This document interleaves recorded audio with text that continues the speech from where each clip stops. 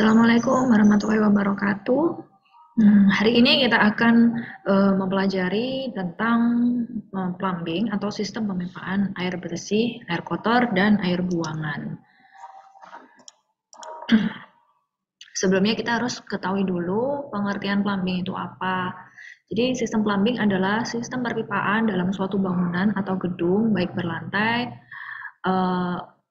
satu ataupun bertingkat ya. Nah, contohnya seperti perkantoran, pertokoan, hotel, apartemen, rumah susun, pabrik, dan sebagainya.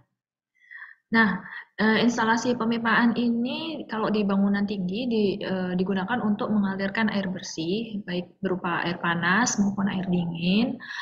Lalu untuk air es yang tujuannya untuk keperluan tata udara, kemudian untuk keperluan pencegahan dan penanggulangan bahaya kebakaran, untuk pembuangan air kotor, air buangan, air hujan, dan air limbah. Kalau kita mengacu dari Standar Nasional Indonesia atau SNI nomor 037065 tahun 2005, jadi sistem plumbing itu mencakup air minum, air buangan, fan, dan air hujan pada gedung sampai dengan pipa persil. Jadi kalau kita rincian lagi, plumbing itu ada plumbing air bersih dan plumbing air kotor. Kalau untuk air bersih biasanya untuk penyaluran air bersih dari pipa PDAM, tetmon, atau dari proses penyulingan air bersih yang kemudian disalurkan ke tempat bak-bak penampungan air bersih seperti kamar mandi. Sementara pada plumbing air kotor adalah untuk menyalurkan air kotor dari kloset, wastafel, shower, keran yang disalurkan ke tempat yang umumnya seperti parit, septic tank, maupun penampungan limbah cair. Nah, plumbing air kotor ini nanti dipisah-pisah lagi ya. Ada air kotor dari air sabun sama air kotor dari kotoran manusia gitu ya. Selanjutnya kita akan ke sistem penyediaan air bersih. Jadi kalau kita mengacu dari SNI tadi ya, SNI 037065 tahun 2005 mengenai tata cara perencanaan sistem plumbing, pemakaian air dingin minimum sesuai penggunaan gedung itu sudah ditentukan di SNI.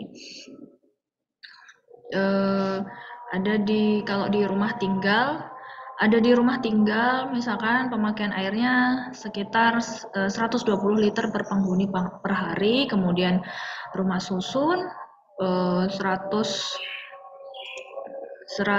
liter per penghuni per hari, kemudian ada asrama sendiri, ada rumah sakit sendiri, SD, SLTP, SMU, dan seterusnya. Ini diatur di SNI ya, di Standar Nasional Indonesia. Di sini sudah dijelaskan rinciannya. Jadi kalau teman-teman mau membangun gedung, kita harus lihat dulu kebutuhan air bersihnya seberapa. Nah, dari sini nanti kita bisa mengukur juga ya kebutuhan air bersihnya seberapa, maka dibuat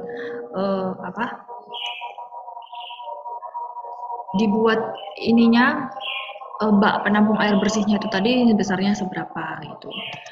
Kalau kita mengacu di Pergub Provinsi DKI Jakarta nomor 122 tahun 2005 tentang pengelolaan air limbah domestik di Provinsi DKI Jakarta, maka standar kebutuhan air bersih sendiri bisa dirincikan lagi ya. Kalau kita lihat ini dirincikan lagi. Kalau tadi di SNI tadi ada rumah mewah, ada rumah aja gitu. Kalau di sini dirincikan lagi ada rumah mewah, rumah biasa. Nah, ini juga pemakaiannya berbeda-beda ternyata. Kalau di rumah mewah itu sekitar 250 liter per penghuni per hari, kalau rumah biasa sekitar 150 liter per penghuni per hari. Sementara kalau di bangunan tempat tinggal bersusun ya, kayak apartemen, rumah susun, asrama itu juga dirincikan lagi. Nah, seperti ini ada 250 untuk apartemen, sementara kalau untuk rumah susun ada 100 dan seterusnya. Untuk fasilitas kesehatan seperti rumah sakit itu dirincikan juga di sini. Ada rumah sakit mewah, rumah sakit menengah, dan rumah sakit umum. Lalu sekolah juga disebutkan juga di sini, atau ruko atau rumah kantor ini disebutkan sebesar 100 liter per penghuni dan pegawai per hari. Nah, ini lebih rinci lagi ya kalau untuk kalau standar dari Pergub. Ini sebagai acuan umum saja karena ini kan Pergub Provinsi DKI Jakarta, tapi mungkin dari daerah masing-masing mungkin bisa disebutkan lagi yang lainnya ya. Tapi ini juga bisa dijadikan acuan secara umum sih gitu. Kemudian ada dari untuk bandara ada sendiri sekitar 3 liter per penumpang tiba dan pergi per hari. Ada restoran, gedung, pertunjukan. Nah, ini disebutkan di sini ya. Teman-teman bisa melihat juga di googling aja, cari aja untuk standar SNI tadi dan juga standar kebutuhan air bersih ini menurut Pergub DKI Jakarta nomor 122 tahun 2005. Di googling aja di situ pasti ketemu. Nanti teman-teman juga bisa melihat di sana bagaimana tata cara penggunaannya juga. Selanjutnya kita akan ke diagram sistem air bersih. Pada kasus ini saya akan mengangkat diagram air bersih di bangunan bertingkat. Saya anggap ini apartemen ya. Jadi sebelumnya kita mengenali apartemen itu tadi dimulai dari pump. Air mengalir dimulai dari pump tadi. Kemudian sebelum masuk ke bangunan gedung, air tadi melewati meteran ya. Dari meteran nanti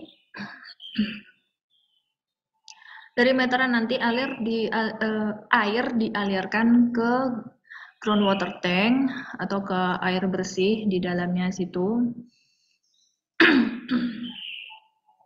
Selanjutnya, pada kasus tertentu, tapi ini kalau ya pada kasus tertentu ada sumber mata air tidak melalui air pump, yaitu melalui deep well, jadi seperti sumur gitu.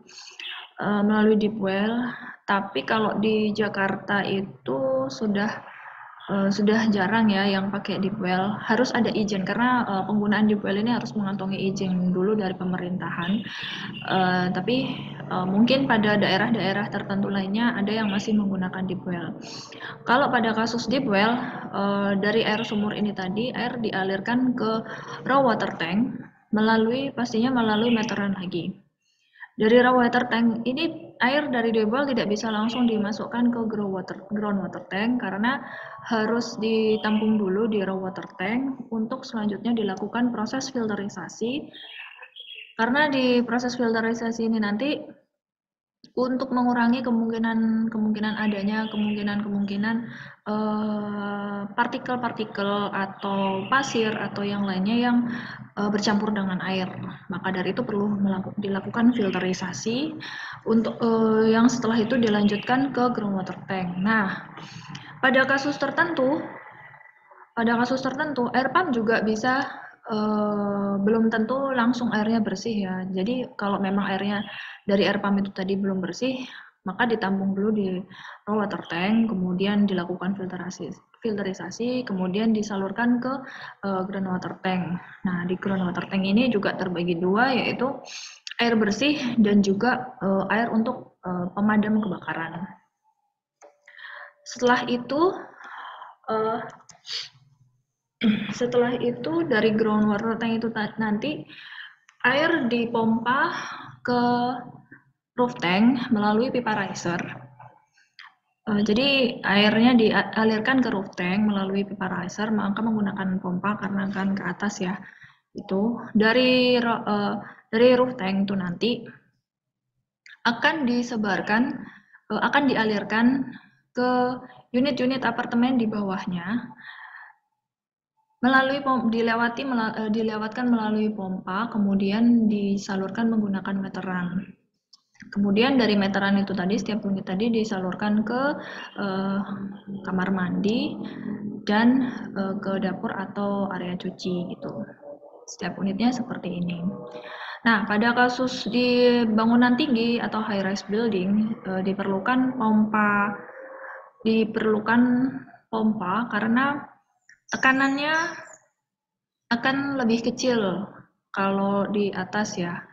Tekanannya lebih kecil, maka diperlukan pompa untuk mendapatkan tekanan yang cukup agar dapat mengalir dengan baik di unit apartemen itu tadi. Selanjutnya dialirkan lagi melalui pipa distribusi ke unit apartemen di bawahnya juga. Untuk kasus di unit apartemen, untuk kasus di bangunan high-rise building itu airnya dialir untuk lantai 3 ke atas diperlukan bantuan pompa untuk mengaliri air. Sementara pada lantai pada lantai 2, lantai 1 atau lantai 2 tidak diperlukan pompa, jadi langsung menggunakan pipa distribusi. Selanjutnya dialirkan ke kamar mandi dan ke area cuci dan dapur. Perbedaannya adalah karena kalau di lantai 2 itu pasti tekanannya kan hanya menggunakan gaya gravitasi saja ya, jadi tekanannya bisa lebih tinggi daripada yang di lantai atasnya. Cukup menggunakan pipa distribusi saja, tidak perlu menggunakan pompa.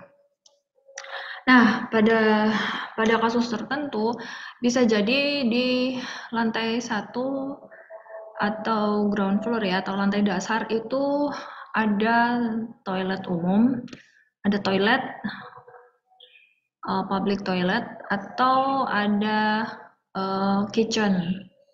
Nah, itu juga dari roof tank itu nanti dialirkan ke area tersebut ya, ke toilet dan ke kitchen.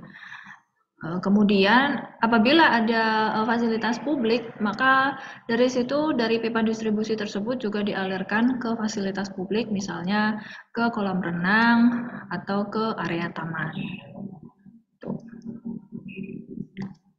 Nah, kalau kita perbesar dari unit apartemen itu tadi, kita misalkan saja satu unit apartemen tadi ada kamar mandi, maka kalau kita perbesar ya, maka dari situ nanti si meteran itu tadi yang terdapat dari shaft ya, yang terdapat di shaft itu tadi nanti dimasukkan ke dari pipa distribusi atau dari pipa distribusi itu nanti dialirkan ke unit apartemen melalui meteran yang ada di shaft, kemudian disalurkan ke area kamar mandi atau ke area cuci ya, air bersih itu tadi. Kalau kita lihat shaft itu yang seperti apa, nah kalau teman-teman lihat di bangunan bertingkat seperti apartemen atau hotel, nanti kalau kalian lihat di lorongnya ya, lorong ruangan-ruangan itu ya, di lorongnya itu kalian akan menemukan sebuah pintu yang tidak sampai lantai, jadi pintunya itu kayak gantung gitu ya, seperti menggantung di dinding. Nah, itu adalah pintu shaft, di mana instalasi sistem plumbing itu tadi ada di dalamnya gitu. Jadi kalau ini dibuka, di dalamnya ada berbagai macam pipa gitu ya. Kemudian, nah kita rincikan lagi kalau misalkan dari layoutnya, ini instalasi air bersih per unit, maka kalau dilihat dari layoutnya, saya ambil contoh ilustrasi, ini adalah di apartemen ya. Nah, ini adalah shaft plumbing. Seperti yang gambar sebelumnya tadi, ini adalah shaft plumbing. Kemudian ada pintu shaft, biasanya kan seperti itu. Dari shaft itu tadi ditutup dengan pintu. Tujuannya untuk memudahkan apabila ada maintenance di dalam shaft plumbing itu tadi ya. Jadi makanya diberi pintu gitu. Kemudian dari shaft plumbing itu nanti ada pipa vertikal, jadi pipanya vertikal itu. Ini untuk mengalirkan air bersih. Dari pipa vertikal ini nanti air dialirkan menggunakan meteran, melalui meteran ya, dialirkan ke unit apartemen, misal ke kloset, ke jet showernya, kloset, jet shower, kemudian ke shower, kemudian ke wastafel. Kalau ada kitchen, dialirkan melalui kitchen. Nah, apabila di dalamnya, di bawah sini ada untuk mesin cuci, nah juga bisa dialirkan di mesin cucinya di sini ya. Sementara ini perbedaannya untuk hotel. Nah, kalau hotel ini hampir sama, tapi bedanya adalah, nah kita ulang lagi ya, ini adalah shaft plumbingnya. Dari shaft plumbing ini nanti ini ada pintu shaft, kemudian di dalamnya ada pipa vertikal. Nah, bedanya hotel dan apartemen adalah kalau hotel tidak ada meteran di shaftnya itu tadi. Jadi meterannya sudah dikoordinasikan terpusat di manajemen hotel gitunya ya. Kemudian dari pipa vertikal ini nanti langsung dialirkan ke kamar mandi, ke area wastafel, ke shower, kemudian jet shower, kloset. Kalau ada bathtub maka dialirkan ke bathtub. Itu. Selanjutnya kita kenali dulu SAF untuk unit apartemen atau hotel. SAF itu apa sih? SAF itu ruang vertikal ya, ruang vertikal untuk penyimpanan untuk tempat plumbing, di mana di situ juga untuk mengalirkan air-air baik air bersih maupun air kotor dan lain sebagainya. Gitu. Kalau kita ilustrasikan, misalkan ini SAF ya, misalkan kotak ini SAF. Kemudian di bawahnya sini, di dalam SAF tadi terdiri dari beberapa macam pipa, misalnya ada air bersih, kemudian ada air bekas, ya, pipa air bersih, pipa air bekas, kemudian pipa air kotor, pipa fan, kemudian ada meteran air, air panas ini untuk hotel biasanya ya. Kalau meteran air tadi untuk apartemen gitu. Kalau air panas untuk hotel, kemudian ada drain AC bisa untuk pipa drain AC ini bisa ada di perkantoran, ada di hotel juga. Kemudian untuk air hujan, kalau air hujan saya rasa hampir semua high rise building pasti ada pipa air hujan karena ini penting sekali ya untuk mengalirkan air hujan dari atas ke bawah. Nah, kalau kita breakdown lagi, SAF itu sebenarnya ada beberapa jenis, ada SAF single, kemudian kalau SAF single ini ukurannya kalau secara horizontal pada umumnya sekitar 30 kali 100 cm. Kalau secara vertikal sekitar 40 kali 75 cm. Kemudian di jenis lainnya selain single ada double ya. Nah, double ini sistemnya tidak seperti single. Kalau single tadi di dalamnya mungkin SAF-nya ini tadi di dalamnya bisa jadi ada beberapa perpipaan seperti yang ada di sini. Tapi kalau double ini sifatnya tandem. Jadi misalkan di sebelah kiri ini nanti kalau ada untuk ngalirin air bersih, air hujan atau untuk meteran air gitu. Nah, di sebelah kanannya bisa untuk air kotor, air bekas atau drainase gitu, seperti itu ya. Sementara untuk ukurannya kalau horizontal tadi kalau single kan 100 kali 30. Kalau horizontal ini lebih kecil tentunya ukurannya jadi 50 kali 30 tapi sejajar gitu ya. Sedangkan kalau vertikal ukurannya menjadi 40 kali 50 karena sifatnya tandem tadi makanya ukurannya bisa jadi lebih kecil gitu. Selanjutnya kita akan membahas ke sistem penyediaan air pembuangan. Jadi air buangan itu sering pula disebut air limbah karena semua cairannya yang dibuang itu bisa jadi mengandung kotoran manusia, hewan, bekas tumbuhan maupun yang mengandung sisa-sisa proses industri gitu ya. Nah, klasifikasi air buangan sendiri ada berbagai macam. Ada air kotor, air bekas, air hujan, dan air buangan khusus. Kalau air kotor ini lebih ke air buangan yang asalnya dari kloset, peturasan, dan yang mengandung kotoran manusia gitu. Sementara kalau air bekas ini sifatnya lebih ke bekas cuci gitu, seperti bak mandi, cuci tangan, bak dapur, jadi ada campuran dengan sabun. Kalau air hujan ini air buangan yang berasal dari atap rumah dan halaman, jadi dia dari air hujan yang dari atap gitu ya. Sementara kalau air buangan khusus ini biasanya mengandung gas, racun atau bahan-bahan berbahaya yang berasal dari pabrik, air buangan dari laboratorium, tempat pengobatan, tempat pemeriksaan di rumah sakit, kemudian bisa jadi dari rumah pemotongan hewan, air buangan yang bersifat radioaktif atau yang mengandung bahan radioaktif.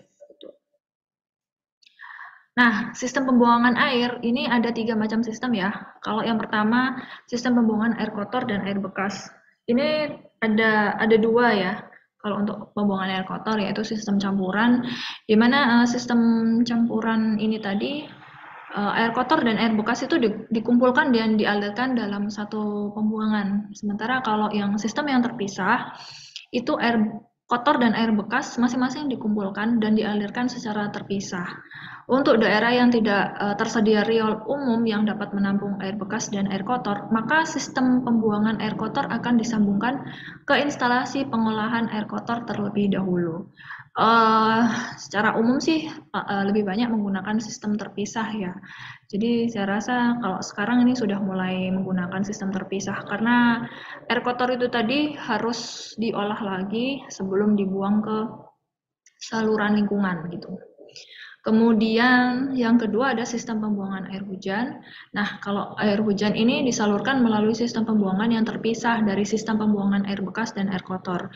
Kalau dicampur, bahayanya nanti bisa tersumbat karena bisa mengakibatkan air balik dan masuk ke dalam alat plumbing terendah dari sistem tersebut gitu. Jadi memang kalau air hujan dan sistem pembuangan air hujan dan air kotor itu memang harus dipisah. Dikhawatirkan nanti kalau airnya balik nanti bisa mengakibatkan kebocoran atau banjir gitu ya.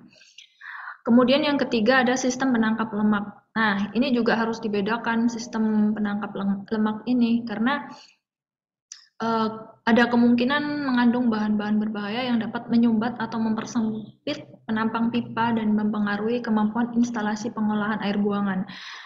Jadi maksudnya untuk buangan untuk sistem pembuangan air kotor dari air kotor dari dapur, air bekas dari dapur itu harus maksud saya air bekas dari dapur itu harus ada salurannya sendiri karena kalau dari dapur itu pasti ada lemak-lemaknya juga gitu, ada zat-zat tertentu, maka diperlukan saluran sendiri dan biasanya ini ada dipasang suatu bak penangkap atau biasa disebut grease trap gitu. Grease trap ini untuk memisahkan lemak dan air.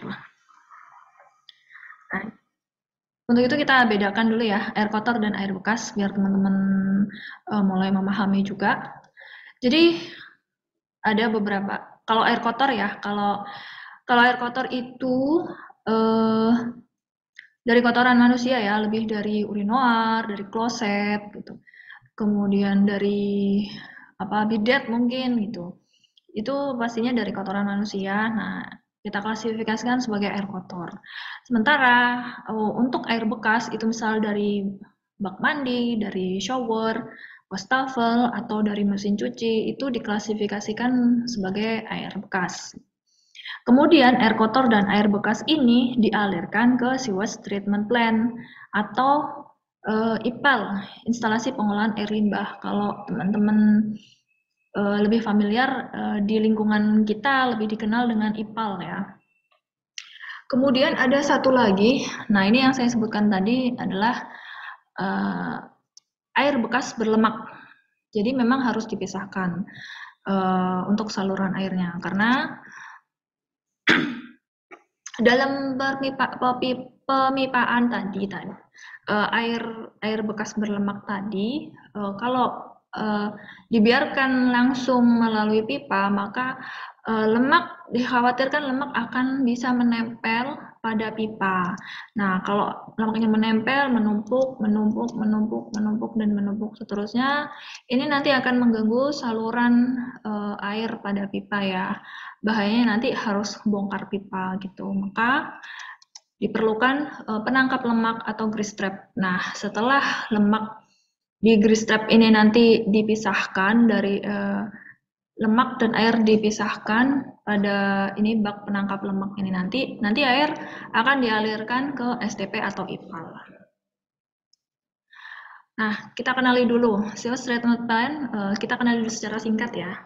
Sewage treatment plant atau IPAL, instalasi pengolahan air limbah. Ini merupakan sistem pengolahan air limbah domestik yang berasal dari toilet, dapur atau wastafel, dan limbah cair laboratorium. Ada dua jenis IPAL ya yang kita kenal di Indonesia terutama. Jadi ada extended aeration, dia sifatnya itu dari material beton bertulang, kemudian bentuknya menyesuaikan bangunan. Jadi dia dibentuk dari beton gitu ya. Dan kemudian ditanam di tanah sih sebenarnya itu. Atau ada yang nggak ditanam juga ada. Sementara yang fabrikasi kita kenal dengan nama biofilter. Nah, ini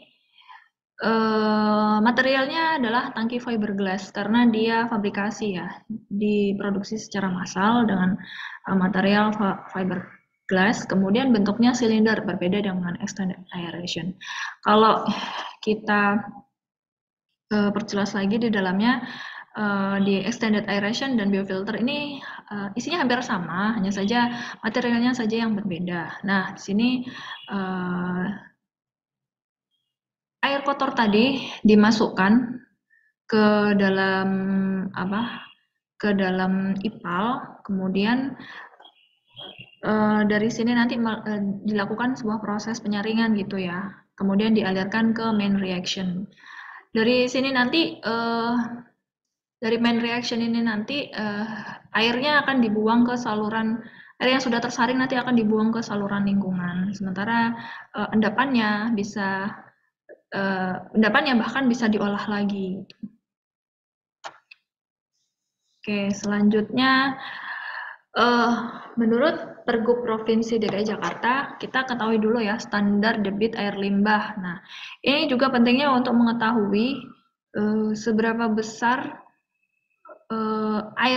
debit air limbah yang dikeluarkan oleh bangunan gitu. Misal pada rumah mewah itu sebesar 200 liter per penghuni per hari. Nah, kalau sudah ketahuan dari sini, kita juga harus tahu daya tampung si IPAL itu tadi ya.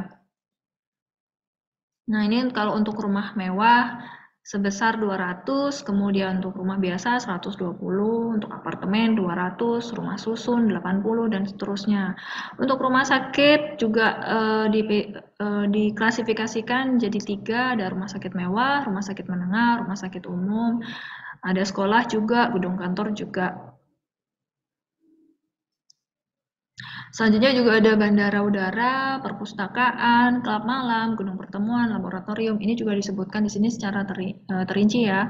Teman-teman bisa googling saja rinciannya untuk Pergub Provinsi DKI Jakarta nomor 122 tahun 2005 tentang pengelolaan air limbah domestik. Oke, kita akan lanjut ke diagram sistem air kotor dan air bekas. Saya akan tampilkan diagram sistem air kotor dan air bekas secara sederhana saja ya, gambarannya kira-kira seperti ini. Kita mulai dari air kotor dulu. Jadi kalau salah satu unit apartemen tadi ada toilet, maka dari toilet itu nanti disalurkan melalui pipa air kotor ke STP atau IPAL tadi ya, ke STP. Nah, perlu diketahui juga untuk penyaluran pipa air kotor itu tadi, yang bagian pipa horizontalnya harus ada kemiringan sekitar 2-3%. Jadi jangan tegak lurus. Tujuannya kemiringan ini untuk memudahkan saluran air kotor tadi langsung turun ke STP. Karena untuk pembuangan air kotor tidak diperlukan pompa, maka hanya diperlukan kayak gravitasi. Untuk itu perlu ada kemiringan gitu ya. Baik di lantai atas, di lantai bawahnya juga, dan di toilet umum ini juga harus ada kemiringannya juga. Dari toilet itu nanti disalurkan ke STP. Kemudian selanjutnya ada air bekas. Nah, air bekas ini misalnya dari shower atau wastafel. Pada shower itu nanti ada air bekasnya disalurkan melalui floor drain. Jadi kalau teman-teman tahu, kalau di kamar mandi yang bershower itu nanti kan ada lubang saluran air ya, saluran buangan air. Nah, itu air shower itu tadi disalurkan ke floor drain itu tadi. Nah, dari floor drain disalurkan satu ke air limbah. Pada pipa air bekas juga ada kemiringan sekitar 1-2% karena menggunakan gaya gravitasi supaya air mengalir dengan lancar ke STP. Begitu pula pada pipa air bekas dari mesin cuci.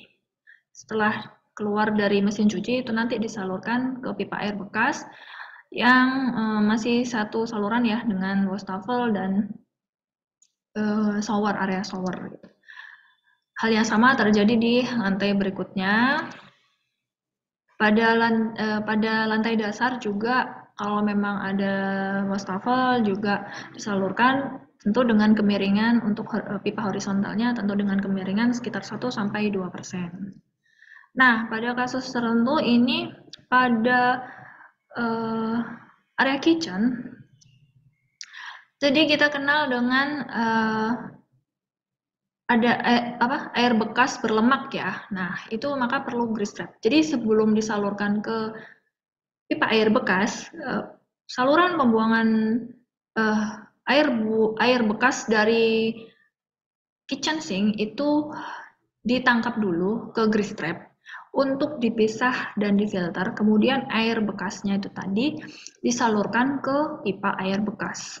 Begitu pula pada lantai-lantai di bawahnya. Sementara pada kasus tertentu untuk lantai dasar, kalau misalnya di bawah di lantai dasar itu tadi ada restoran atau kafe, itu kan skalanya lebih besar, berbeda dengan di unit apartemen, maka pembuangan air bekas cucian itu tadi disalurkan melalui gutter, ditangkap oleh gutter, kemudian disalurkan ke grease trap. Karena sifatnya lebih besar ya, skalanya lebih besar, maka di air bekas cucian itu tadi ditangkap oleh grease trap, kemudian ditangkap oleh gutter, kemudian disalurkan ke grease trap untuk dipisahkan lemaknya, kemudian airnya disalurkan ke STP.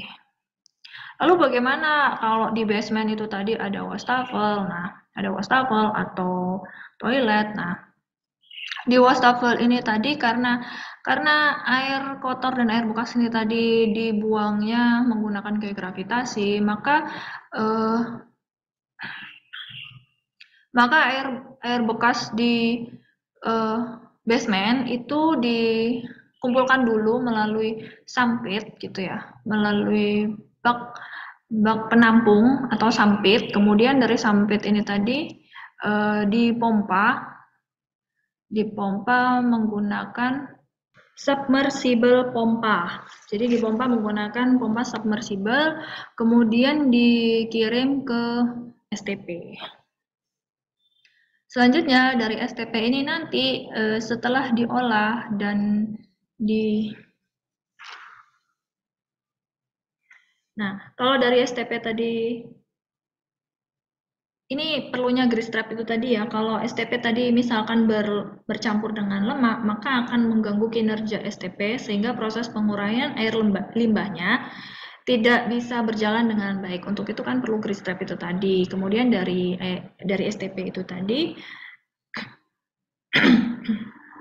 dari STP itu tadi, kalau memang sudah dilakukan penguraian, maka air limbah itu tadi dibuang ke saluran lingkungan.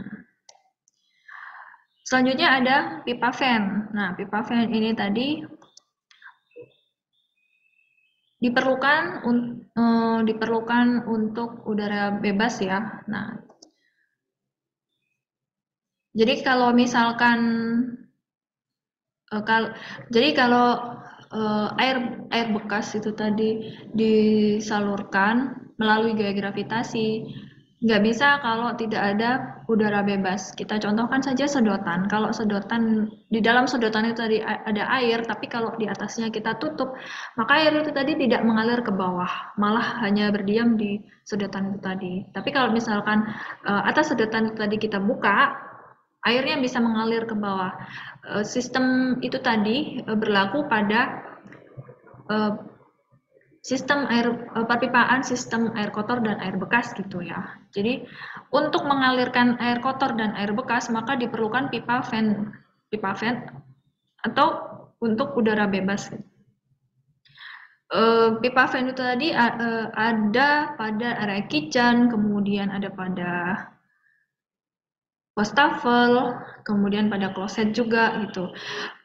Ini tidak hanya berlaku pada satu unit saja, tapi semuanya di lantai bawahnya juga berlaku diperlukan pipa fan. Kemudian pada lantai dasar juga menggunakan pipa fan. Di restoran atau kafe itu, kemudian di basement juga perlu menggunakan pipa fan. Nah, ketiga pipa ini tadi, pipa air kotor, air bekas, dan pipa fan ini tadi ada di shaft. Di pipa-pipa ini tadi ada di shaft ya. Oke, kita zoom in lagi untuk instalasi air kotor dan air bekas hunian. Kalau kita lihat di unit apartemennya itu tadi, misalkan tadi ada kloset, kemudian air kotor itu tadi disalurkan melalui pipa air kotor yang warna merah.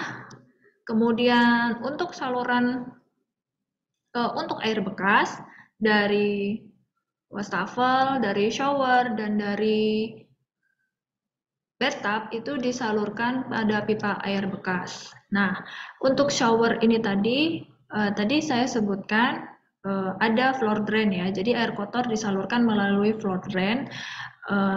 Kemudian dari air mengalir dari floor drain disalurkan ke pipa air bekas. Kemudian akan turun ke bawah gitu. Begitu pula pada mesin cuci, ini nanti disalurkan melalui floor drain juga ya, secara rinci ada yang melalui floor drain juga. Nah, ini nanti disalurkan ke pipa air bekas, lagi-lagi kemiringannya adalah 1-2%. Begitu pula pada air kotor tadi kemiringannya sekitar 2-3%. Untuk air bekas pada tempat cuci piring, jadi kita salurkan air bekas cuci piring tadi ditangkap dulu oleh grease trap untuk dipisahkan, untuk disaring antara lemak dan air bekasnya. Kemudian dari air bekas tadi, air bekas yang sudah tersaring lemaknya akan disalurkan ke pipa air bekas.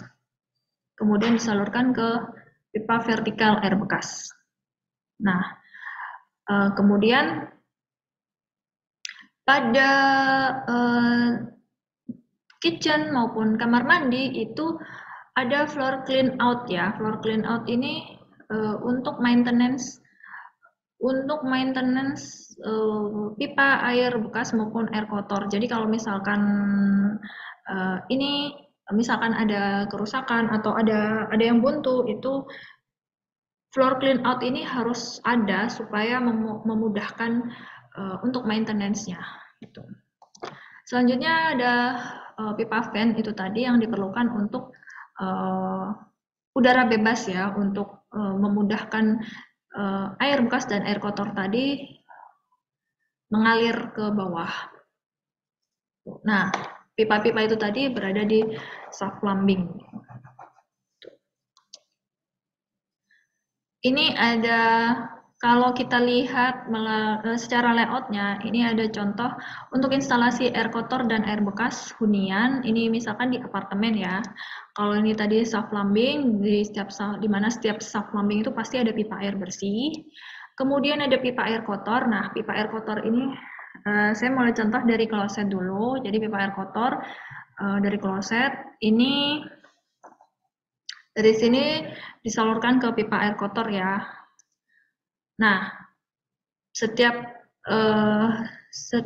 saluran ini tadi pasti ada floor clean out. Floor clean out itu penempatannya diusahakan selalu ada di dekat persimpangan pipa gitu, seperti ini. Tujuannya apa? Kalau misalkan di persimpangan ini tadi ada kerusakan atau ada yang buntu, itu floor clean out ini membantu untuk maintenance-nya. Kemudian ada pipa air bekas. Pipa air bekas ini saluran dari wastafel yang dibuang ke pipa air bekas atau dari floor drain. Dari floor drain sini ya dibuang ke pipa air bekas. Dari floor drainnya sini juga. Nah, ini disalurkan ke pipa air bekas. Nah, perlu diketahui juga setiap saluran air kotor atau air bekas harus ada kemiringan 45 derajat. Jadi tidak boleh ada pipa yang dipasang secara tegak lurus atau 90 derajat. Tujuannya apa? Ini tujuannya untuk memudahkan untuk mengurangi adanya penyumbatan pada pipa air kotor atau air bekas. Jadi kalau misalkan di pipa air kotor ini tadi kotorannya jadi bisa mengalir dengan lancar gitu, tidak ada hambatan. Jadi untuk mengurangi penyumbatan. Kalau misalkan tegak lurus ini ada kemungkinan besar terjadi penyumbatan gitu. Makanya diperlukan pemasangan pipa dengan sudut 45 derajat. Nah, setiap saluran air itu tadi, baik air kotor maupun air bekas, tetap harus ada floor clean out supaya membantu maintenance apabila ada penyumbatan atau kerusakan gitu ya. Begitu pula pada kitchen ya, dari kitchen sink ini pasti di bawahnya ada grease trap. Nah, grease trap ini untuk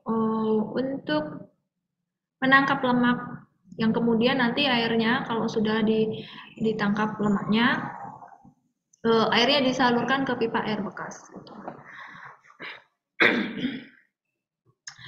Grease trap ini sudah mulai banyak ada di pasaran ya, sudah banyak di pasaran. Materialnya itu berbagai macam, ada yang dari fiber, ada yang dari stainless juga. Maintenance-nya juga tergantung dari pemakaian. Kalau misalkan pemakaiannya sangat sering, maka pembersihannya atau maintenance-nya bisa 1 hingga 2 bulan gitu, harus diperhatikan itu ya. Sementara kalau pemakaiannya jarang atau kadang-kadang mungkin bisa jadi lebih lama lagi untuk maintenance-nya. Selanjutnya adalah pipa fan. Nah, ini tadi yang kita sebutkan kebutuhan untuk pipa fan. Nah, pipa fan ini tadi dipasang untuk saluran di kloset dan wastafel, kemudian dialirkan ke pipa fan yang vertikal ini, gitu ya. Pada kitchen sink juga diperlukan karena salurannya juga sangat penting gitu ya untuk segera dialirkan ke pipa air buangan.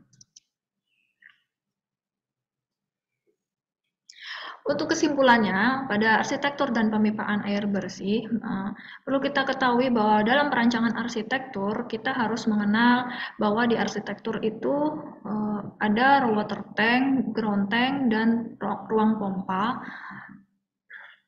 Ini letaknya berada di basement atau ground floor, kemudian ada roof tank, ini letaknya ada di atap, kemudian ada shaft plumbing.